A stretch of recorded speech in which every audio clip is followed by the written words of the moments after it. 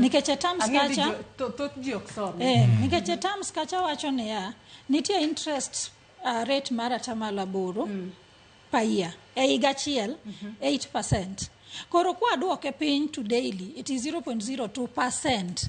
Kwa tere to months it is 0.6%. To mano kore ma medre ni ma ema medre ma nyamera cha wacho. Iwinjo. To ko were gi mano still these terms and conditions wacho ni anytime mok iduoko pesa ni e samo winjre nitie 1.5% ma medre. Koro move from 8% to 9.5% annum.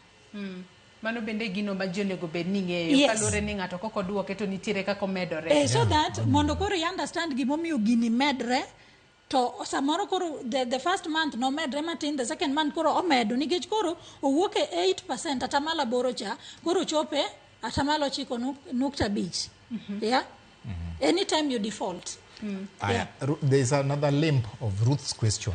Ruth ne wacho ni nitiere siling 28